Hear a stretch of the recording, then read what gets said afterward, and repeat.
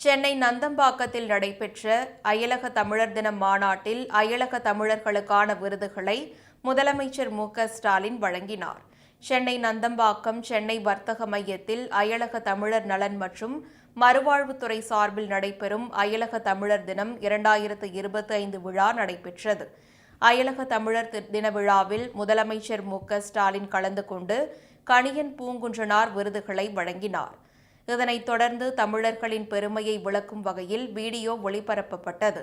தொடர்ந்து நிகழ்ச்சியில் பேசிய முதலமைச்சர் மு.க.ஸ்டாலின், உலகின் எந்த பகுதிக்கு சென்றாலும் தாய் தமிழ்நாட்டில் இருக்கும் உணர்வை அயலக தமிழர்கள் ஏற்படுத்துகின்றனர் எனவும், அமெரிக்காவில் அயலக தமிழர்கள் எனக்கு அளித்த வரவேற்பை நான் என்றைக்கும் மறக்க முடியாது எனவும் கூறினார். தமிழ்தான் நம்மை இணைக்கும் தொப்புள் கொடி என கூறிய அவர், தாய்மண் தமிழ்நாட்டின் பொங்கல் விழாவில் உங்களை காணும்போது மகிழ்ச்சி ஏற்படுகிறது எனவும், 6 அயலக தமிழ் ஆளுமைகளுக்கு விருதுகளை இன்று வழங்கி சிறப்பித்துள்ளோம் எனவும் தெரிவித்துள்ளார்.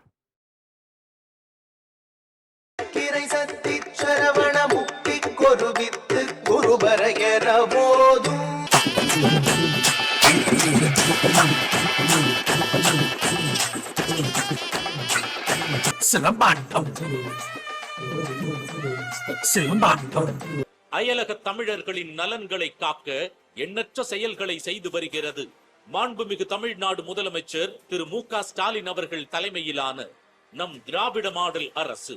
வெளிநாடுகளுக்கு அரசு முறை பயணங்கள் மேற்கொள்ளும் போதெல்லாம் அங்கிருக்கும் அயலக தமிழர்களுடன் அளவளாவி மகிழ்கிறார்.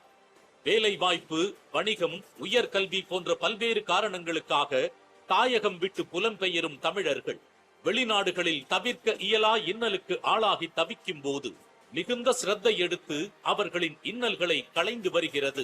பல்வேறு மாநிலங்களில் இருந்தும் வருகை தந்திருக்கக்கூடியவங்க எல்லோரையும் பார்க்கிறப்போ புரட்சி கவிஞர் பாரதிதாசனுடைய பாட்டு ஒண்ணு ஞாபகத்துக்கு வருது.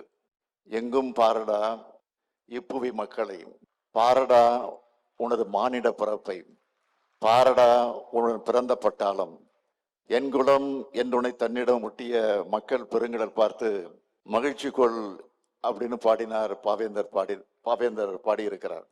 அப்படிப்பட்ட மகிழ்ச்சி தான் இப்போ என் உள்ளத்துல நிறைஞ்சிருக்கு. நான் முதலமைச்சரானதுல இருந்து ஐக்கிய அரபு அமீரகம், சிங்கப்பூர், ஜப்பான், ஸ்பெயின், அமெரிக்கான்னு உலகத்தோட எந்த பகுதிக்கு போனாலும் தாய் மண்ணில் இருக்கக்கூடிய உணர்வை அயலகத்துல வாழக்கூடிய தமிழர்கள் எனக்கு ஏற்படுத்தினாங்க.